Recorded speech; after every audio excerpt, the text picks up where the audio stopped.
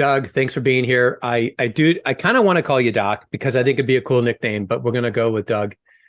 Thank you for taking time out to talk about something that we're both equally excited about. Yep. So first off, thank you. My pleasure. Yeah. Thank you. This will be fun. So how long have you been in the family space Oh my. as an advisor? 97? 27 years. 97. So whatever that is. Yeah. Okay, 97. That. So it's, geez Louise, I can't do math that fast, but it's up at 25 years anyway, plus.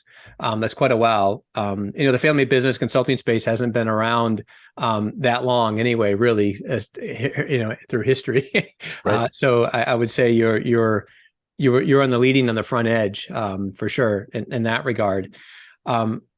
Has Which is anything also to changed? say that we are, Chris. I mean, there's Yeah, been well, that's advisors true. perhaps That's true. back in the Old That's true. Testament, You're but just wiser than I am. oh, come on. Yeah, I might be better looking, but you're wiser than I am. I'll grant you that also. Okay. So, Here we are. so tell me, what have you? Has anything changed in regards to how the amount of businesses in the United States or even North America? I mean, granted that we both do stuff internationally, but like, how does that look in the United States and global in regards to businesses that are family held? I think there are a couple of shifts happening. You know that 60% of our GDP, at least, it's hard to quantify, is tied to family-owned businesses in the US. But that's a higher percentage abroad. Asia and Europe are thought to be 80 or 90%. Mm-hmm. So it's a big number, but you could also say is probably the best educated next-gen population we've ever had in history. Why? Because they've got programs like this, and they've got family business centers and consultants and books and such who are providing what we know works. So the next gens are better educated than ever. And then the older gens are sitting on more wealth than ever.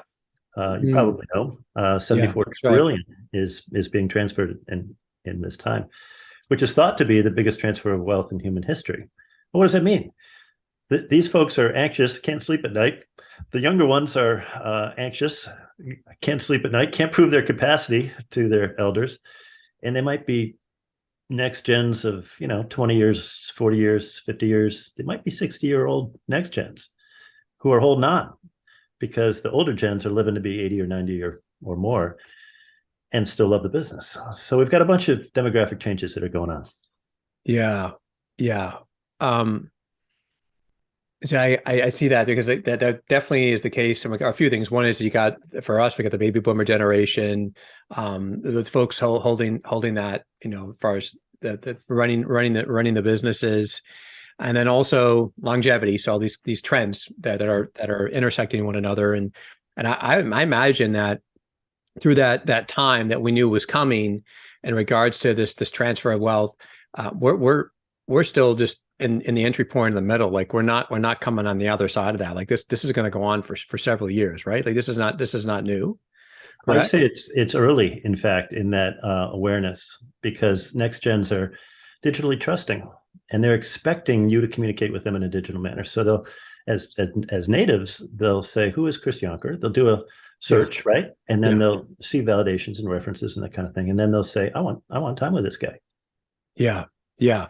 So how they're navigating is quite a bit different. So how does this play into succession as we look at, like where are the challenges in that regard for an organization to maintain continuity throughout the time? Like why does it happen and why doesn't it happen? And it reminds me of a couple of the families I've been working with recently have both brought up just in the last month how, well, we're Gen 4, that's the generation, or we're a Gen 3, that's the generation. Well, there's these paradigms of like, the odds are against us now, right? It's not, it's like, yeah, it's almost like someone who turns 60 years old thinks their body's going to start breaking down, right? It's not built on fact, but it's built upon some perception of reality. Where does that come from? My quick response is poor consulting, which is frankly one of my responses to people, especially the older gens who are the owners and they've got the assets. It's not a fait accompli. It's not a requirement that the fourth gen or third gen is going to fail. That's absurd. Why would we even assume that? Typically what happens is they're poorly consulted and or the families get larger and they're diffused and they don't know how to do it, and or there's a liquidity event. Well, Mm. that's not bad. We're in a capitalistic culture in America, which means or implies that should we be able to make and distribute money over time, that's a beautiful thing for the Yonker legacy, right? Yeah. Or the Gray legacy, Yeah. and we don't talk about that enough. Mm. So yes, there's some cross-cultural historic patterns of third generations, but that's absurd to imply that that's the future for anybody. The other point I'll make is that succession's this big, continuity is this big. You and I might meet somebody who talks about family business succession because that's their most immediate concern. All right, Right. how do I provide for the next gens? But that's a little limiting. Continuity is a longer conversation. So, you want a story? Yeah. That sounds good. Yeah. Let's go to the story. Stories are always good. So yesterday, I had a conversation with a client who has one son and seven others who he wants to retain all eight of them. So he wanted us to Okay. do this assess next gen process with them so that he could retain all eight of them. Well, like many in their late 70s, he's concerned about his own mortality and his health and that sort of thing. And his business partner recently died. So when they looked at options, we were well vetted, and we came in and we said, "This is a process, but it's not an infinite process. We can knock it out in 6 or 9 months." And I spend 2 days with that system, and they do these assessments, and then they look at the feedback. And what we're really doing is helping the older gen figure out, how do I provide for my foundation and my continuity over time. And the other seven leaders are able to say, look, his son is doing well now, but had a history of violence and chemical and alcohol stuff 9 years ago. So instead of looking at the man 9 years ago, we need to look at the man today, and we need to get this performance feedback that's accurate from multi-raters for a bunch of reasons. 360s are the most valid form of feedback known to man. You and I know that larger publicly owned companies have been doing it for decades. We Yeah. know how to do them well. We just haven't made that application recently until Kent and I developed this thing Yeah. to family businesses. So for that example, that leader is convinced that this will enable him to have the right words and all eight of them to have the feedback in our one-to-ones and one-to-twos and such, so that he can make a very smooth continuity progression. And he's so excited. He says, I can't read your emails, but when you send me one, I'll call you, which is what we do. Yeah. And that's just sort of an example of where people are with digital trust. Some 70-year-olds aren't patient that way, but their urgency is causing them to lose sleep at night. Does that make sense? Yeah. No, I found that what happens is that you have people in a business, they're sitting at certain roles and doing a certain function in the business, right? But let's assume that it's a family business with family members that are in the business. You and I both know that this can go a lot of ways, but let's go with this as an illustration. So you've got a family member in leadership who's, sometime in the future, they're going to retire, whatever that means. Now, and I totally agree with you. I think oftentimes when people start looking at succession, it narrows down, and I think continuity is probably better descriptor, because it narrows down a window of what we think is what needs to happen. Like, it's almost like, well, either I'm actively doing or not doing it, where we both agree that as soon as you start any business, you need to build a succession plan to some degree. Like, that's what Fortune 500 companies have them. They have a backup on every single major seat and on a team, because it's just what you do. It's like having a life insurance plan. It's just something that you do.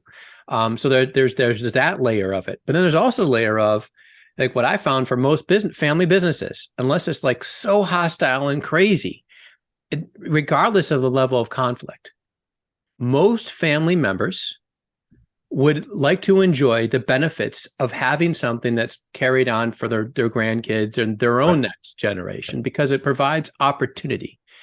And as long as they can find a way to protect their own core values and keep their own personal vision intact, right, in tandem to whatever that is.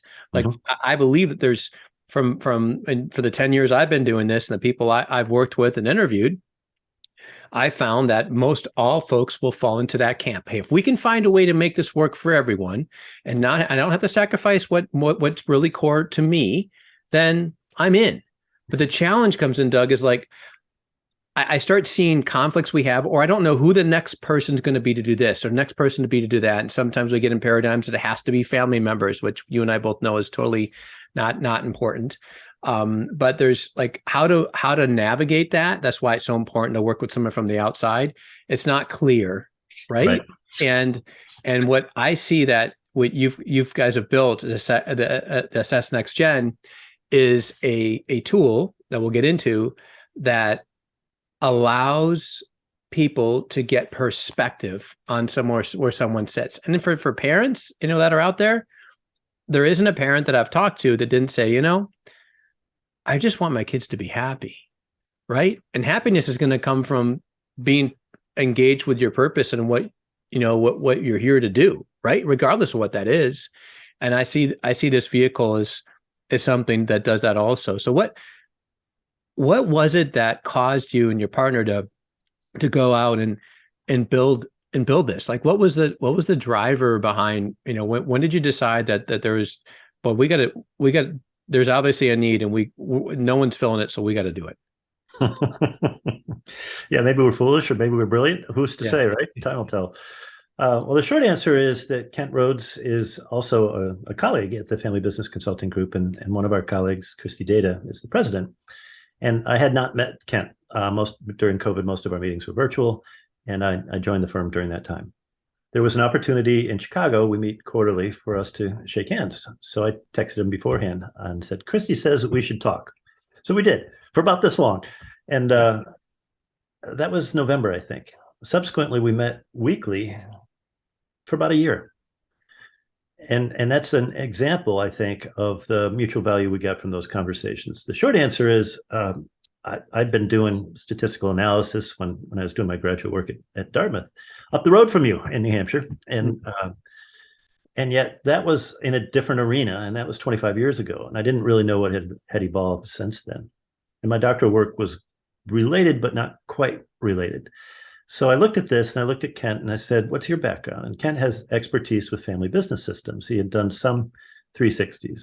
But we looked around and we determined a gap in the market, which is what we always do in entrepreneurial ventures, right? There were 3 out there, and they were all descriptive. None were based on a theoretical model. None were as scientific as we wanted. And really, none of them had taken off. So we said, well, maybe we can do better. So we validated and piloted this thing with a global sample population in about 6 months. In itself, that's pretty unique. We're both kind of driven and perverse in that way, I guess. But we were enjoying the intellectual aspects of it. And then it was time to test the market, right? So we reached out to a number of colleagues and friends and invited them to use it and made sure that the vendor partner was perfect for our needs. And it's exploded since. We've only launched it for 4 months. We've had several 25 or 30 leaders participate in this process, generated 250 to 350K in that period of time. That's because the value is huge to leaders, as we already described. Did I answer? That's the history. Did I answer the history question? Yeah. So and I think one of the things that makes this different, I know it makes it different, is that you're looking at this with the scope of a family business. That's so right. this 360 is like in a corporate 360. We used to do them at 3M, and you sometimes an employee could initiate it, and leaders can initiate it. I initiated one once, and sometimes we ask someone to take one, because for developmental reasons, right? Especially for high potentials, and that process is the same. Typically you go online, you answer questions, and those questions get shared confidentially, and somehow they're built together. Your process, I think, a little bit more I know it's more robust, what we use and how it works. However, that's where this has been, like you said, it's been around for a very long time. But the Assess Next Gen allows us to look at the family system and what's happening in the family system, which you would not get in another 360. So that's a big piece, right? Can you speak to that? Yeah, of course. It's based on the theoretical model. So, how does the individual fit in an organization? IO psychology is the roots of social psychology, and that's the conflict place. That's from all your work with every family business client you've ever worked with. How does this individual fit in the organization? Well, we also know that there's multiple systems that play out here. The family system is one. The business system is one. The ownership system is most critical for continuity. And then there's a learning system. Those four systems that's our theoretical model, are interrelated to that individual. To what extent does the individual fit? Learning organizations are a thing we don't talk enough about. But you and I know that if a company as a group is willing to ask open-ended questions, how can we improve? How do we flourish? How do we grow? How do we develop our people? Those are questions that are emerging now. Yeah. Because millennials are driving them. We know that ESG and diversity initiatives lead to competitive advantages. Well, that hasn't been done in family businesses too much for decades. So this is an opportunity for people to lean on that model and ask some of those questions. The second point I want to make is when you were at 3M in most companies, who owned the data? Yeah. Sometimes it's 3M, and sometimes that's unethical. I don't want to presume, and I appreciate that you didn't answer directly. In our world, the leader needs to own the data. And for most, that's the most specific behavioral and performance feedback they've ever received in their career, ever. It's hugely valuable. Yeah. They own it. It's confidential, it's Yeah. anonymous, and it's both quantitative and qualitative. Yeah. So when you say leader, it's the person that's taking the assessment owns the data. That's So right. that the person who takes the survey, they get the 35 plus page report and also the download from the consultant they're working with. The organization could be the board, could be the president, could be the rest of the family, depending on how what's decided. Yep. We'll get the executive summary of Yep. what that information is, correct? And this Correct. information, and I think it's important to point out is that I think sometimes people get nervous when they go through, and actually not sometimes. I think it's very natural to be nervous about Right. this when you're going. It's because you're getting, you're getting a multiple mirrors all around you. It's like going. Remember those mirrors? They still exist, but where you go into those stores where like they had the three mirrors. The ones that Yep. my dad taught me, where you could stand next to one and split it, and you can put your leg up and look like you're both your legs are going up in the air, and like, how the hell did you do that, Dad? Anyway, like, but that you got these multiple perspectives of yourself coming back, and perception, just like when we do discovery on an organization for organizational health, discovery on an individual, and that perception, if you get common feedback that you're that they don't feel you're empathetic per se, that's judgmental, but that kind of feedback, we might be scared to hear these things. Do you agree? Mm-hmm. And what's your input on that? Yeah, absolutely agree. Uh, we tend to use more behavioral items or questions than the empathy example. For instance, we know the number one score for family business leaders is they need to keep confidence is about family business wealth. That's the number one thing. So Mhm. we'll lead with that sometimes in our feedback conversations. Now that we've got some data, it's early data, and we'll create some summary reports and such over time. But we know what we should encourage people to do and what we should discourage them from doing. That's an important point. The other point is the quantitative data in that 35-page report. It's really valuable. Most people can take it and they can look at it and they can drill down. Item number 30. What did the owners say? What did the board say? What did the peers and managers and family and friends and such say? And now you've got real specific direction for you as a consultant or for that leader to focus on. The second thing we've recently learned is that the qualitative data, the answer to those three questions, what should Doug start doing and stop doing and continue doing, Yeah. should not just be given to the leader. It's too sensitive in a family business. My experience, I'm sure it's yours too, Chris, is that families bury direct feedback, sometimes for decades, right? They're conflict avoidant. It's easier to have dinner with Aunt Sally than to tell Aunt Sally that she was rude to my daughter 20 years ago. We don't do those things in family businesses. So the feedback process and the consultant's high touch services here require some skill. They have to parse the narrative data, they parse their interview notes, and then they say, Chris, you really ought to do this for the following reasons. And then you take notes, and you and I work on that over time. Yeah. That's a high touch consultative process. So what I like about it is there's both the science and the art. Yeah. Or is it art and Yeah. science? Yeah. Yeah. In And this it, process. and what this allows someone to do is get clarity on where they stand today in a reference of time, and also to create possibility for their transformation for the future, right? I think that's the key right there. Career clarity typically exists for family members more than it does for non-family members.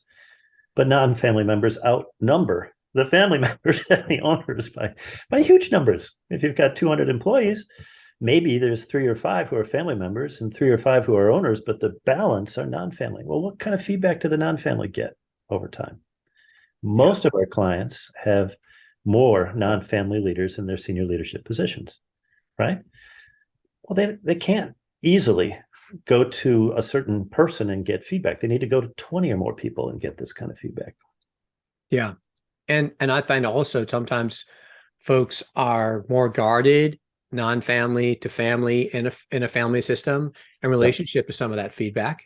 Yep. Just because of, well, it's a family member. So Right. they've got a label on them. And I feel they're a little bit more bulletproof in relation, that's the perception. Sometimes it could be Bulletproof, reality. like, Yeah.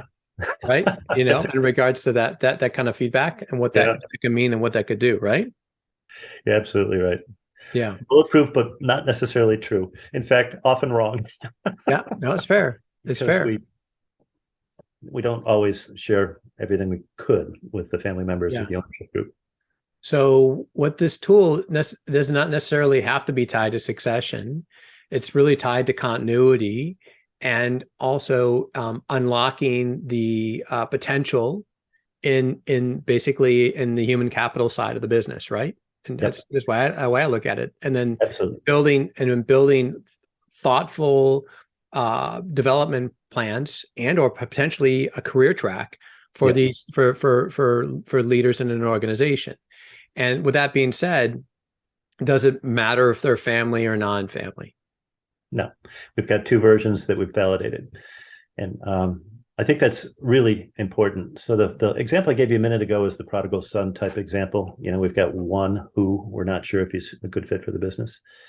But another example is the organizational readiness example. When somebody's moving quickly, a family's moving quickly, and they're getting older. So I've got an example with 2 family members and 3 non-family members who are all the mid-managers. So they wanted, in 2 months, very quickly, they wanted feedback for all 5 of those people because the president and the CFO are going to retire at the end of the year. So the owner wants his 2 sons, happens to be sons, to get this feedback now so that this year, 2023, can be a year of transition during which they can assess organizational readiness. I'll work with each of those 5 over time. And to be clear, Chris, I think about 40, maybe more people in their organization of about 200 people participated in this process. So they have reinforcement or validation. They expect these 5 people to step up into these roles.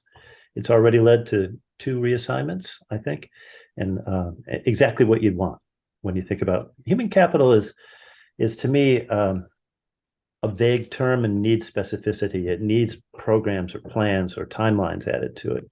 And that's exactly what this can do.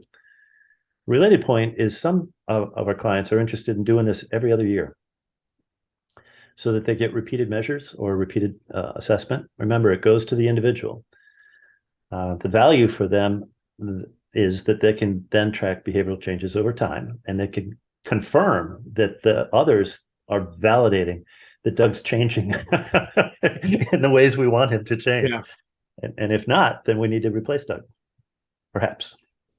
Well, on that topic, because I have a question on organizational readiness, but based on what you just said, by saying, it almost makes me feel like, well, maybe I wouldn't want to take it because I could lose my position. How do you handle that with someone that's like, oh, well, wait a minute here, I don't need you coming in here and advising that I move to a different seat on the Right. plane. Well, that is not necessarily an outcome. Remember, it's 1-to-1 and it's confidential with that leader. So far, we haven't had anybody say, I'm resistant. I'm so resistant, I'm not going to participate. Remember, in family businesses, it's closely held ownership, right? So that if the boss or owner says, we want you to take part in this process and knock it out in 2 months. So far, people do. Also, it's kind of like, But they gotta trust, right? They gotta trust yep, that that that we're not going to, put them in a specific, like this is for their benefit, right? They have to exactly right. trust that we're doing this for their benefit. I think Yep, that's important to say. it's hugely important, and trust can be taught and developed. There's Yeah. aspects of it that is the subject of another conversation because that's behavioral coaching. But it's the water above the dam that causes the flood all the time. My experience is that when people are asked for their feedback about what another person should start doing or stop doing or continue doing, that 15-minute conversation is full because they've never been given an opportunity to share that. And now what have we got? We've got a consultant parsing through that data from, say, 10 conversations and from the qualitative interviews in this process. And then going back to the leader and saying, based on this qualitative interview process, here's what they recommend you start doing. People take notes Yeah. because Yeah. we don't get that feedback in our careers typically, Right. Right. and they're so hungry for it. Now, when you said the two different 360s and some for folks that are not in the family, what when you used to define you use the terminology organizational readiness, can you define that a little further for listeners on what that means? Sure. In mature organizations like your mention of 3M, there's often three levels. Is this person exceeding expectations, meeting Right. expectations, or does not meet? And That's it right. leads to a grid of some sort That's right. for succession planning. So if you had 20 direct reports, you might plot them, performance over potential or something. And that leads to discussions about who's ready now for promotion and who's not. Those are competency-based approaches to a team. And you and I know that change only happens at two levels, the individual level and the team level. That's it. So the individual feedback process can accelerate the decisions, strategic planning like organizational readiness. Who Mhm. should we promote? Who should we reassign? And it did that. Also, the consultant, like you or me, will work with the owners and suggest various directions at various times. So in Q2, they might do this. In Q3, they might do that so that we get to play the role that we're hired to play, which is based on this feedback. Here's what we recommend and why. I think there's three buckets. Typically, we assess, we recommend, and we serve our clients. Yeah. We've been poor at assessment. Yeah. Poor. It's like a doctor who doesn't do, heart rate and blood pressure. That's shameful. Yeah. Well, I think Better. it's the challenge with it also is that imagine that you're interfacing with someone and if you're, let's say you're coaching me and about my role leading my organization, and then I'm telling you through my paradigm how kind of leader I am. And I might be right on some of the things I need to work on. All right. There's some things I'm probably going to be accurate on, but there's definitely I can't navigate around my blind spots, right? We can't read the label from the inside of the bottle. Right. So in essence, this allows, because for the advisor, the ability to, get full transparency to what's happening in the system around that person, right? Yep. All the way around, which I even like the fact that we use friends, people that aren't even in the Right. family or in the business, right? People that, because that provides a whole other layer of perspective. It does, and it's often really insightful. I was doing some qualitative interviews last week with somebody, and he says, "Yep, I'm so and so's best friend. We talk every day." And somebody else said, "When I can't preach, this guy steps in, and he's the preacher in our small church." And another guy said, "He's the best manager I've ever had, and I haven't worked for him for 10 years. And when he reached out and asked me to be part of this interview process, I was honored." Or when a wife says, nobody knows this about my husband, but I want you, Doug, to be aware of the leader he is with our kids or family or how he Mm, manages. Oh, it's so rich mm. and so valuable for that leader to get that validation. So yeah, we need family and friends. That's what support us, right? Yeah, exactly. So what has the research shown to be the highest scoring key behavior for for future generational leaders? Yeah, you bet. And this may change over time, but I'll give you two. Okay. One I already mentioned, keeps confidences about family, business, wealth. That's number one. If somebody doesn't keep confidences, they need to stop immediately. They need to make sure that no one knows the extent of the family's foundation or legacy or wealth, for all kinds of good reasons. The second one and that was item 13. Item 47 includes active owners and financial distributions. There are two kinds of owners, passive and active. Active owners are those who are actively involved with the business. Typically, they have a voting share. They need to be actively included in any financial distributions, not because they're always getting them, but because they need to approve of them. Right. But those are two behaviors that we've identified so far. And the other 48 are less so, but those are the top two. Mm, okay. Well, how about the lowest? I knew you were going to ask, so I printed out my little sheet here. Good. So the bottom scores are for and remember, these are all behavioral, so these are things that you could change or I could change immediately. Yes.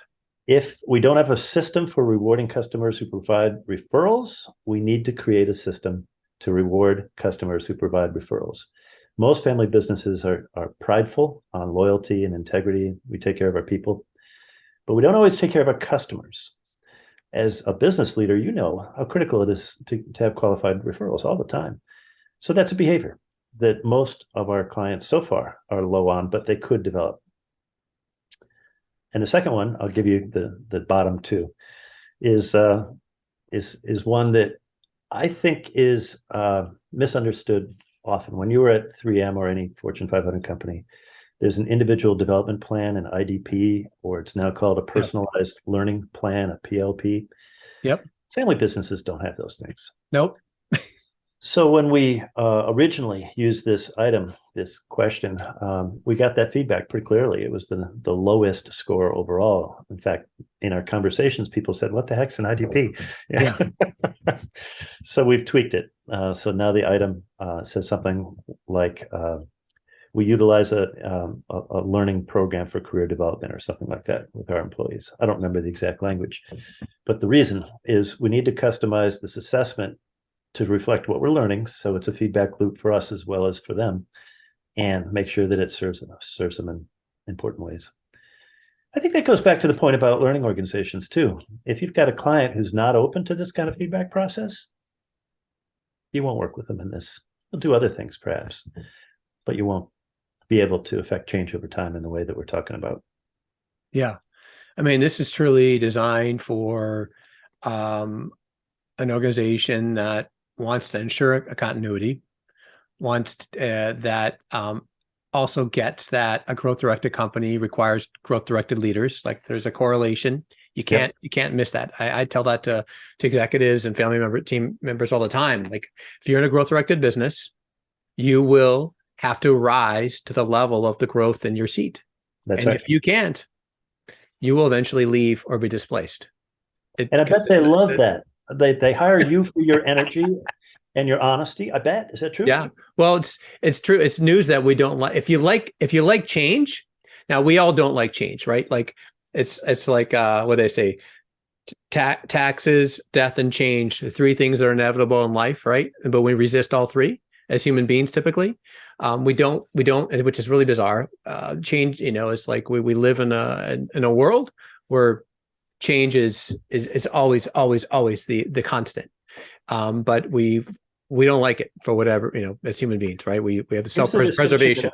That I hear you saying. We don't like being changed. Yeah, that's true too.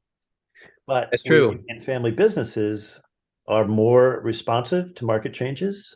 We have closely held access to capital.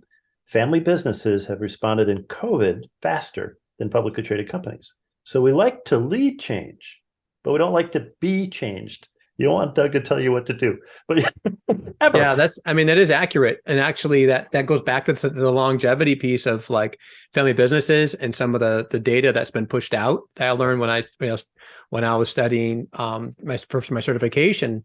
I didn't realize that some of that data about, and when you get this far in and this many but some of that is erroneous because if you look at family businesses against traditional businesses that are non-family, they actually have a better survival rate than That's right. just for those reasons that you just demonstrated, right? So, That's the story we need to tell right and there. Don't that's be afraid of your reality. taxes. Don't be afraid of your death. Yeah, And don't be afraid of the changes you yeah, can create. How's that? yeah. Well, A little tweak. it's easier said than done, Right. correct? Yes. But I would say that whether you like it or not, things are going to change, Right. and you can handle it from a reactive state or a proactive state. If you are willing to be growth directed yourself personally, then you can leverage a process that can tell you where you're at. And then more importantly, I'd like to get into next is like, okay, now I've got feedback. I've been downloaded in regards to, okay, here are areas, the behaviors, and obviously all of our behavior is driven by our psychology. So that's part of the reason you want to work with an advisor who's trained that can do that, because sometimes they go, well, just communicate better. Just, the things that we can tell someone to do. Oh, just do this. But if part of us isn't on board, right, out of fear or insecurity, or we can go on and on about the things that can happen, then we're not. It's like driving with emergency brake on, right? We're not gonna, right? But by working with someone else, we're able to, um, you know, perhaps reframe, create new ways of thinking in relationship to how we look at ourselves and who we are and how we behave, so that we can create these, we can make different choices. And sometimes it's real simple. Sometimes like, shit, I didn't know that. And you can start doing it today. And Yep. sometimes it might take a little bit more work to become that person that shows up that way. But either way, like you said, all of this can be learned, right? Most of this can be learned. It's like the funny movie or funny mirrors image that you had a few minutes ago. I love that, Chris. We can't fix stupid. Yeah, that's true. We can't work with alcohol and chemical dependencies. We can't work with certain psychotic behavior, and it exists. Most of our senior leaders are narcissistic to some degree. Perfect. If they weren't willing to take on that responsibility, then we wouldn't have the leadership we've got. They need to be, but they don't need to be other things, Yeah, like pathological or illegal. yeah, So I think we draw lines about the yeah. behaviors that we can shape in the It's fair. clients we choose. And you know this, not everybody's going to be attracted to Chris Yonker. I don't know what's wrong with them, but not everybody's going to be Yeah, attracted to yeah. you. That's So you right. get the best, the ones who instantly sense that they like and trust you, and that you'll help them learn the behaviors to communicate better, for instance, right? Yeah, yeah. Yeah. And so how do you look at that as an advisor in relationship to working with a client who's done this assessment, that and now you've shared that feedback with them? Do you establish, I'm assuming, and I know the answer, but for the listeners, do you establish some initiatives with that person to work on over the next quarter and then through a coaching process, or how does that look? I do, and I'm not sure sometimes if it's one quarter or 10 quarters. I'm not sure what the timeline might be for that Well, it person. depends on the behavior, right? And what we're working on. Absolutely does. Yeah. Yeah. Um, it does. So the short answer is yes, and the feedback report identifies the ones that are going to be most important to focus on soonest. The other thing I've found is a lot of people who aspire to be family business consultants or executive coaches or whatever have good personal experience. They've got big hearts, and they're low on skills. They don't know the behavioral skills to teach, for instance, how to address conflict, the fact that there are 5 styles, and then we can embrace each of those at different times in our career, or how to communicate better with our loved ones and when we want to provoke them for emotional or judgmental reasons, and when we want to avoid them by focusing on the data and the big wants and the things we're willing to do with them. Well, those are scripts. Those are things that I teach regularly and have for decades. I think That's something that this assessment really helps people walk through. And I could probably blather on too much about that because that was part of my dissertation research. We need to focus on how people flourish, but we don't always know how to help them flourish. Yeah. What about the folks that are, let's say you have a family, I don't know, let's say there's a smaller family business. Let's say there's 7 family members involved, or mid market, and in the 7 family members, you've got um, a mom who's running the business, and then maybe 2 generations below or whatnot. It could be a grandma then too, obviously. Does grandma take it, or mom? Does she take the survey? I mean, she's like, well, I'm leaving in 5 years. I mean, do I need to do this? I mean, is that really important? What would you say to that person? If she wants to, yes. How do you? But why would it matter one way or another for me if I were her? Family champions come in different forms and genders and ages. Family champions are often the triggers, the ones who, and they're often grandmothers, the matron Yeah, who gets things done. Of course, we're going to have a July 4th gathering. Of course, we're going to meet at Tahoe for the summer, for this extended weekend. She's the one who makes it happen. Well, if she wants to be part of this process, she's a great role model. And she's essentially saying to all the 20 somethings, of course I can grow and change. And can't you, honey? yeah, it's a good point. So I Yeah, often say, let me invite everybody to the meeting. It's like a family council meeting. I'll invite everybody to the meeting and the best people will come. Those who need to participate in that organizational change, they'll participate. The other yeah, response is grandma could be invited to comment on multiple people's 360s. Now she's contributing her expertise in a way that's easy for her and super helpful for that next gen. yeah. Where do we learn more about you? Bunch of places, I guess. Assessnextgen.com is our simple little website. Yeah, Um, that's probably the best place for this process. And people can use this process through your company and through your expertise. You've been doing yeah, this for a long time. You know what to do, and yeah, our team will help you through that process. But I'd say go to chrisyonker.com or whatever it is. yeah. That's accurate too. So thank Is you it? for Yeah, thank you for being here, Doug, and for sharing your wisdom, for developing an amazing tool that we can leverage and use. And that's actually, to me, it takes something um, that in some cases can feel very untangible, and make it really tangible, right? So that now we're like, hey, this is what we're working on, and then here's a way to validate what that looks like and feels like. So thank you for doing that for this industry. My pleasure. I'm hoping it's going to change the world in a big way. How's Yeah. that? All right. We need it. Thanks, Long man. overdue. Yeah, Appreciate buddy. having you here.